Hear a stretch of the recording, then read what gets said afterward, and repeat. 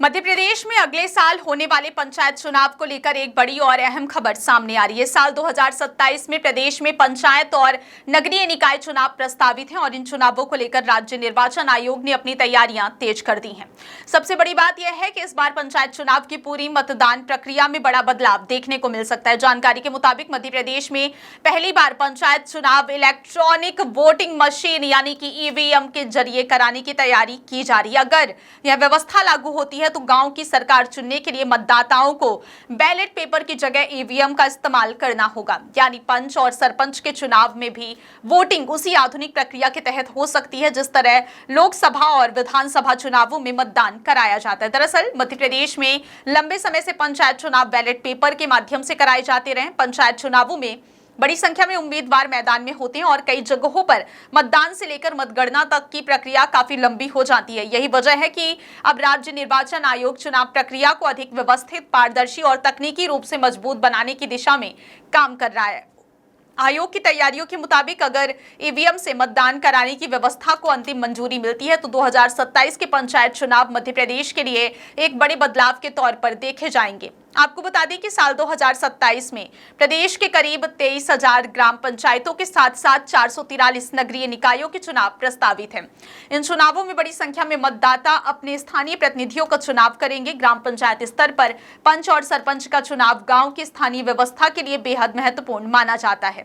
ऐसे में मतदान प्रक्रिया में किसी भी तरह का विवाद ना हो और मतदाताओं को आसानी से मतदान का अवसर मिले, इसके लिए राज्य निर्वाचन आयोग व्यापक स्तर पर तैयारियां कर रहा है। चुनाव के लिए प्रदेश भर में करीब 94,000 मतदान केंद्र बनाए जाने की तैयारी है। इनमें ग्रामीण क्षेत्रों में लगभग 72,000 मतदान केंद्र और नगरीय क्षेत्रों में करीब 22,000 मतदान केंद्र बनाए जाने की योजना है।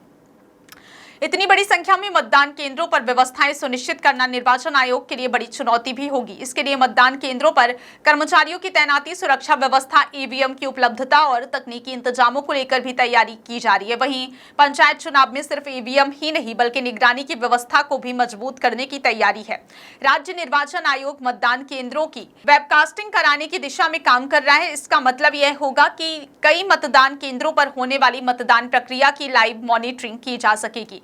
चुनाव प्रक्रिया पर नजर रखने से किसी भी तरह की गड़बड़ी या विवाद की स्थिति में प्रशासन को तत्काल जानकारी मिल सकेगी और जरूरत पड़ने पर समय रहते कार्रवाई की जा सकेगी। पंचायत चुनावों के दौरान अक्सर मतदान और मतगणना को लेकर विवाद सामने आते रहे हैं।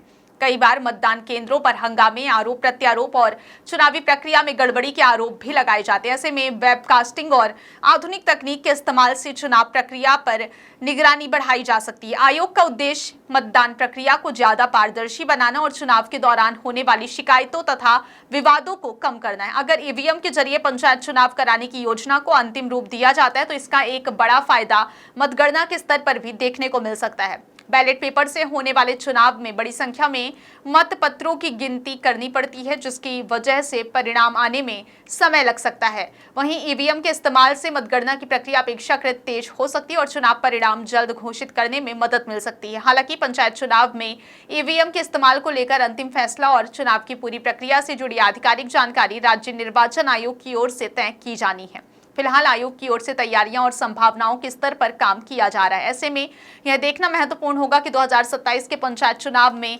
ईवीएम के इस्तेमाल को लेकर अंतिम निर्णय क्या होता है। कुल मिलाकर मध्य प्रदेश में साल 2027 में होने वाले पंचायत और नगरीय निकाय चुनाव कई मायनों में खास हो सकते हैं।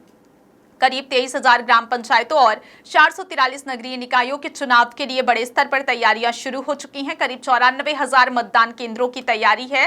वेबकास्टिंग के जरिए निगरानी और पंचायत चुनाव में ईवीएम के संभावित इस्तेमाल से इस बार चुनाव प्रक्रिया पहले के मुकाबले काफी अलग नजर आ सकती है। अगर ईवीएम वाली व्यवस्था लागू होती है तो मध्य प्रदेश में पंच और सरपंच का चुनाव कराने की प्रक्रिया में यह एक बड़ा तकनीकी बदलाव होगा और गांव की सरकार चुनने के तरीके में भी नई व्यवस्था की शुरुआत